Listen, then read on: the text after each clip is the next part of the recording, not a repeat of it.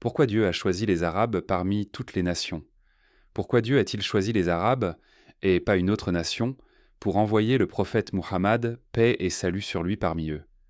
Pourquoi n'a-t-il pas choisi les nations dotées de grandes civilisations à cette époque, plutôt que ces Arabes plongés dans le retard et l'ignorance? Les Arabes de la période pré-islamique ne possédaient pas une civilisation comparable à celle des Grecs, des Hindous ou des Perses. Leurs terres arides n'égalaient ni la beauté de l'Égypte ou de l'Europe, ni les régions florissantes d'au-delà du fleuve. Ils n'étaient ni plus nombreux ni mieux armés que les autres.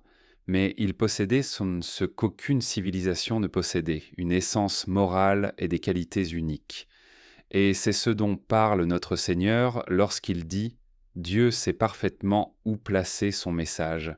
C'est cela même qui a rendu les Arabes dignes d'être les porteurs de la prophétie, les diffuseurs de sa lumière, et ceux qui supportent ses responsabilités et ses épreuves. Ils avaient dans des mœurs, des valeurs et des vertus nobles qui les distinguaient, les élevaient et faisaient penser la meilleure communauté jamais suscitée pour l'humanité. Ainsi, quand le Perse se permettait de s'approprier l'honneur de sa mère ou de sa fille, l'Arabe, lui, était prêt à mourir pour préserver l'honneur d'une voisine, d'une cousine ou d'une femme ayant trouvé refuge auprès de lui. Quand le Byzantin recourait à la ruse, au mensonge et à la trahison pour renforcer son pouvoir, l'Arabe préférait mourir plutôt que de mentir, ou de voir sa dignité entachée par une faute morale. Des vertus, une bravoure et une noblesse que les nations passées ne connurent pas. Ainsi le poète Antara se montrait jaloux de l'honneur de sa voisine et disait « Je baisse le regard lorsque ma voisine paraît, jusqu'à ce qu'elle soit entrée chez elle en sûreté. Je suis un homme généreux et noble, je ne suis pas les désirs capricieux de l'âme. » Et Hind bint Utba, venue prêter allégeance au prophète, entendit de sa bouche « Et qu'elle ne commette tant pas la fornication. » Surprise, Michel répondit « Une femme libre pourrait-elle se prostituer au messager de Dieu ?» Une autre femme arabe disait « La femme libre meurt plutôt que de se nourrir de sa chasteté », c'est-à-dire se prostituer. Abu Sufyan, à l'époque où il était encore polythéiste, témoigna pourtant de la vérité devant Héraclius. Il ne voulut pas prononcer un mensonge sur Muhammad, de peur d'être couvert de honte parmi les Arabes. Même Abu Jahl, le pire ennemi du prophète, refusa que les jeunes Quraysh entrent par effraction chez le prophète pour l'assassiner.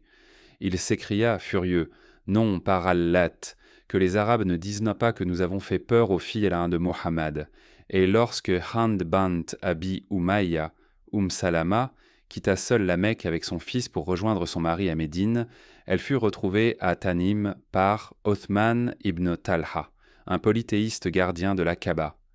Voyant une femme seule, affligée, vulnérable dans le désert, il lui demanda « Où vas-tu, fille du généreux voyageur ?»« Rejoindre mon mari à Médine. N'as-tu donc personne avec toi ?»« Non, par Dieu, personne sinon Dieu, et mon enfant. » Alors il dit « Par Dieu, il serait indigne de moi de te laisser ici. Je ne suis plus Uthman ibn Talha, si je ne te conduis pas en sécurité, libre, respecté et honoré. » Il prit la bride de sa monture et la guida jusqu'à destination, un acte spontané de pure noblesse. Enfin, Ali ibn Abi Talib rapporte « Lorsqu'on amena des captives de la tribu de Taï, une jeune femme se distingua par son éloquence. Elle dit au prophète « Ô Mohammed, si tu veux bien me libérer afin que les tribus arabes ne se réjouissent pas de mon humiliation, sache que je suis la fille du Seigneur de mon peuple. Mon père libérait les captifs, nourrissait les affamés, vêtait les pauvres, répandait la paix et ne rejetait jamais celui qui venait demander son aide. Je suis la fille de Hatim al-Ta'i. » Le prophète répondit « Ô jeune fille, ce sont là des qualités des croyants. Libérez-la car son père aimait les nobles caractères.